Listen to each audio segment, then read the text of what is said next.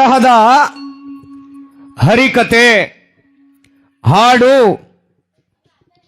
ಹಾಸ್ಯ, ಭಜನೆ, ಕೀರ್ತನೆಗಳು, ತತ್ವಗಳು ಇವೆಲ್ಲನ ಹಾಡುವುದು ನಮ್ಮ ಮನಸ್ಸನ್ನ ಶುದ್ಧಿಗೊಳಿಸಿಕೊಳ್ಳಲಿಕ್ಕಾಗಿ. ಮೇಲೆ ಸ್ನಾನ ಮಾಡಿದಾಕ್ಷಣ ಮಡಿಯಾಗುವಂತಿದ್ರೆ ಜಗತ್ತಿನಲ್ಲಿ ಮನಸ್ಸನ್ನ ಯಾವ ರೀತಿ ತೊಳ್ಕೊಳ್ಳೋದು ನಾವು ಅಂತ. ಒಂದು ಊರಲ್ಲಿ ಒಂದೇ ಬಾವಿ ಇತ್ತು. ಇಡೀ ಊರಿಗೆ ನೀರನ್ನ ಪೂರೈಸುತ್ತಿದ್ದ ಬಾವಿ, ಒಂದೇ ಬಾವಿ. ಎಲ್ಲರೂ ಕುಡಿಯೋದಕ್ಕೆ ನೀರನ್ನ ತಗೊಂಡು ಹೋಗ್ತಿದ್ರು. ಒಂದು ದಿನ 3 ನಾಯಿಗಳು ಕಚ್ಚಾಡ್ಕೊಂಡು ಆ ಬಾವಿ ಒಳಗಡೆ ಬಿದ್ದುಬಿಟ್ಟು. ಬಿದ್ದ ತಕ್ಷಣ ಏನಾಯ್ತು, ನಾಯಿ ಮೇಲಕ್ಕೆ ಬರಕ್ಕಾಗ್ಲಿಲ್ಲ.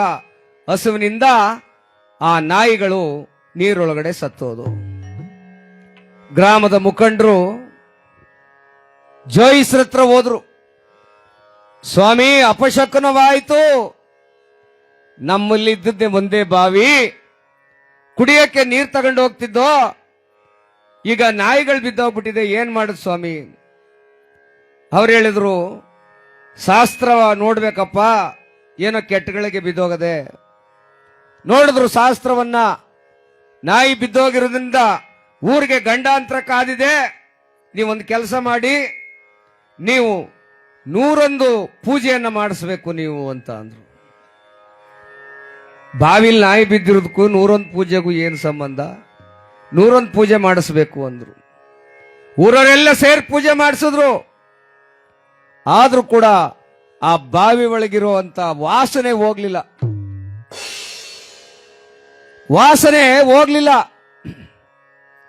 ಮತ್ತೆ ಜೋಯಿಸ್ರ ಹತ್ರ ಬಂದ್ರು. ಸ್ವಾಮಿ, ವಾಸನೆ ಹೋಗ್ತಾ ಇಲ್ಲ, ಏನ್ ಮಾಡುದು? ನೀರು ಕುಡಿಯೋಕ್ಕಾಗ್ತಿಲ್ಲ. ಆಗ ಅವ್ರು ಏನ್ ಹೇಳಿದ್ರು, ಒಂದು ಸತ್ಯನಾರಾಯಣ ಪೂಜೆ ಮಾಡಿಸ್ಬಿಡ್ರಪ್ಪ, ನೋಡುವ ಆಗ್ಲಾದ್ರೂ ಹೋಗುತ್ತೇನೋ, ಭಗವಂತನ ಕರುಣೆ ಇದ್ರೆ ವಾಸನೆ ಎಲ್ಲ ಹೊರಟೋಯ್ತದೆ ಅಂತ. ಸತ್ಯನಾರಾಯಣ ಪೂಜೆ ಮಾಡಿಸಿದ್ರು, ಲಕ್ಷಾಂತರ ರೂಪಾಯಿ ಖರ್ಚು ಮಾಡಿ. ತಿರ್ಗಾ 3 ದಿನ ಬಿಟ್ಕೊಂಡ್ ಬಂದು ನೋಡಿದ್ರು, ವಾಸನೆ ಹೋಗ್ಲಿಲ್ಲ. ಸ್ವಾಮಿ, ಏನ್ ಹಿಂಗಾಗೋಯ್ತಲ್ಲ, ಒಂದು ಪರಿಹಾರ ಹುಡ್ಕೋಕ್ ಆಯ್ತಾ ಇಲ್ವಲ್ಲ ನಿಮ್ ಕೈಲಿ? ಆಗ ಆ ಜ್ಯೋತಿಷಿ ಹೇಳಿದ್ರು, ಒಂದು ಕೆಲಸ ಮಾಡಿ, ಸುಗಂಧ ದ್ರವ್ಯವನ್ನ ಆ ಬಾವಿ ಒಳಗೆ ಸುರಿದು ಬಿಡಿ, ಕೆಟ್ಟ ವಾಸನೆ ಎಲ್ಲ ಹೋಗಿ ಒಳ್ಳೆ ವಾಸನೆ ಬಂದ್ಬಿಡ್ತದೆ ಅಂದ್ರು. ಇವರು ಲಕ್ಷಾಂತರ ರೂಪಾಯಿ ದುಡ್ಡು ಕೊಟ್ಟು ಸುಗಂಧ ದ್ರವ್ಯವನ್ನು ತಂದು ಬಾವಿ ಒಳಗೆ ಸುರಿದ್ರು.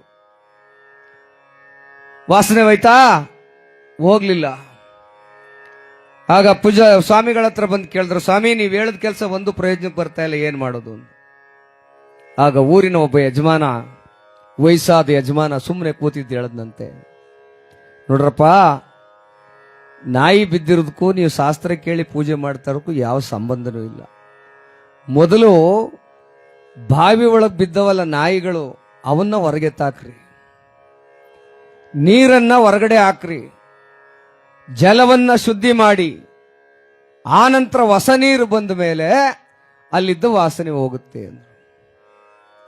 ಊರವರೆಲ್ಲ ಸೇರಿ ನಾಯಿ ಎತ್ತಾಕಿ ಆ ನೀರೆಲ್ಲ ಕ್ಲೀನ್ ಮಾಡಿದ್ರು, ಹೊಸ ನೀರು ಬಂತು, ಮತ್ತೆ ಕುಡಿಯೋದಕ್ಕೆ ಅನುಕೂಲ ಆಯ್ತು. ಇದರಿಂದ, ಈ ಕಥೆಯಿಂದ ಏನು ನಾವು ತಿಳ್ಕೊಳ್ಳೋದು ಅಂದ್ರೆ, ಮನಸ್ಸಿನೊಳಗಡೆ ಸಾವಿರಾರು ತರದ ಚಿಂತೆಗಳನ್ನ,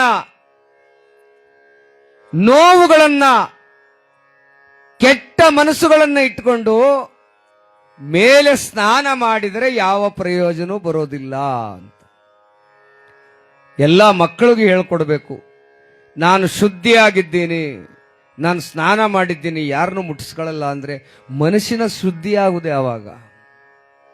ಮನಸ್ಸಿನ ಶುದ್ಧಿ ಆಗುದೇ ಯಾವಾಗ? ಯಾರೋ ಒಂದು ಹುಡುಗ, ಅಪ್ಪ ನೀರು ಕೊಡ್ರಪ್ಪ ಅಂದ, ಕಸ ಗುಡಿಸೋ ಹುಡುಗ. ಆ ಮನೆಯ ಅಕ್ಕೆ ಹೇಳಿದ್ಲು, ನಮ್ಮೂರಲ್ಲಿ ದೇವ್ರ ಹಬ್ಬ ಇದೆ, ಅಯೋಗ್ಯ ಕಾಂಪೌಂಡ್ ಮುಟ್ಬಿಟ್ಟಲ್ಲೋ, ನಾವೆಲ್ಲ ತೊಳೆದು ಶುದ್ಧಿ ಮಾಡಿದ್ದು, ಒಂದು ಗುಂಡು ಪಿನ್ನನ್ನು ಕೂಡ ಎಲ್ಲ ಶುದ್ಧಿ ಮಾಡಿದ್ದು, ಮುಟ್ಬಿಟ್ಟಲ್ಲ ಅಯೋಗ್ಯ ಅಂತ ಬೈದ್ಲು. ಆಗ ಆ ಹುಡುಗ ಹೇಳ್ದ, ಎಲ್ಲನೂ ಶುದ್ಧ ಮಾಡಿದ್ದೀರವ? ಹ್ಞೂ ಕಣಪ್ಪ, ಎಲ್ಲ ಶುದ್ಧ ಮಾಡಿವಿ. ಮುಟ್ಬಿಟ್ಟೆ ನೀನು? ಅಲ್ಲ, ನಿಮ್ಮ ಮನಸ್ಸು ಶುದ್ಧ ಮಾಡಿಲ್ವಲ್ಲವ ನೀವು? ಮೊದಲು ಅದನ್ನು ಶುದ್ಧ ಮಾಡ್ಕೊಳ್ಳಿ ಅಂದ. ಆ ಎಮ್ಮನ ಕಣ್ ತರಿತಂತೆ. ಅಂದ್ರೆ ಅರ್ಥ, ಸುಮ್ಮನೆ ಕತೆ ಮಾಡಿ ಏನೋ ಒಂದು ದೇವ್ರ ನಾಮ ಮಾಡ್ತಾರೆ ಹೊರಟೋಗುದಲ್ಲ. ಈ ಕಥೆಯಿಂದ ಒಂದಷ್ಟು ನಮ್ಮ ಜೀವನಕ್ಕೆ ಉಪಯೋಗ ಬೇಕು. ಯಾವ ರೀತಿಯಾಗಿ? ಭಗವಂತ ನಮಗೆ ಆಯುಸ್ಸನ್ನ ಗಟ್ಟಿಗೊಳಿಸ್ಕೊಡ್ಬೇಕು, ಆರೋಗ್ಯ ಕೊಡಬೇಕು. ನಮ್ಮ ಮನೆ, ಮಕ್ಕಳು, ನಮ್ಮ ಸಂಸಾರ, ನಮ್ಮ ಗ್ರಾಮ ಉದ್ಧಾರವಾಗಬೇಕು ಅಂದ್ರೆ ನಮ್ಮೊಳಗಿರ್ತಕ್ಕಂಥ ಅಹಂಕಾರವನ್ನ ಬಿಡಬೇಕು. ಎಲ್ಲಿ ಬಾವಿಯೊಳಗೆ ಏನ್ ಬಿದ್ದಿದ್ದೋ, ನಾಯಿ ಎಂಬ ಅಹಂಕಾರ ನಮ್ಮೊಳಗಿದೆ. ಅದನ್ನ ಎತ್ತಾಗ್ತಾ ಇಲ್ಲ ನಾವು ಆಚೆಗೆ. ನಾವೇನ್ ಮಾಡ್ತಾ ಇದ್ದೀವಿ?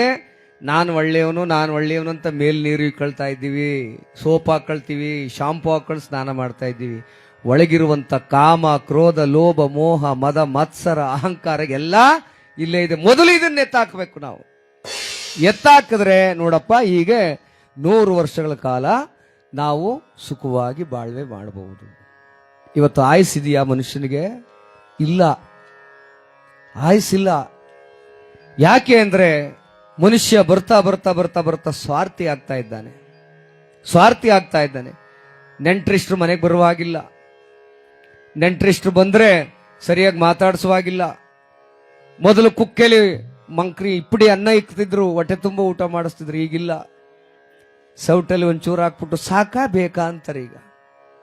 ಇದನ್ನೆಲ್ಲ ಬಿಡಬೇಕಾದ್ರೆ ನಾವು ಮನಸ್ಸಿನೊಳಗಿನ ನೋವನ್ನ, ಮನಸ್ಸಿನೊಳಗಿನ ಕೊಳೆಯನ್ನ ಮೊದಲು ತೆಗೆದಾಕಿದ್ರೆ ನಾವು ಸಂತೋಷವಾದ ಜೀವನವನ್ನು ಮಾಡಬಹುದು. ಹಾಗೆ ಅಂತ ಹೇಳ್ತಾ ಆ ಭಗವಂತ ತಮಗೆಲ್ಲರಿಗೂ ಕೂಡ ಒಳಿತನ್ನ ಮಾಡಲಿ, ಸನ್ಮಂಗಳವನ್ನು ಉಂಟು ಮಾಡಲಿ ಎಂಬುದಾಗಿ ಹೇಳ್ತಾ, ಇವತ್ತು ನಮ್ಮ ಪ್ರೀತಿಯ ಹೊಂಬಾಳಮ್ಮನವರ ಉತ್ತರ ಕ್ರಿಯಾದಿ ಭೂಶಾಂತಿ ಕಾರ್ಯದ ನಿಮಿತ್ತವಾಗಿ ಆ ಭಗವನ್ನಾಮ ಸ್ಮರಣೆಯನ್ನ ಮಾಡಿ ನಾವೆಲ್ಲ ಕೃತಾರ್ಥರಾಗೋಣ.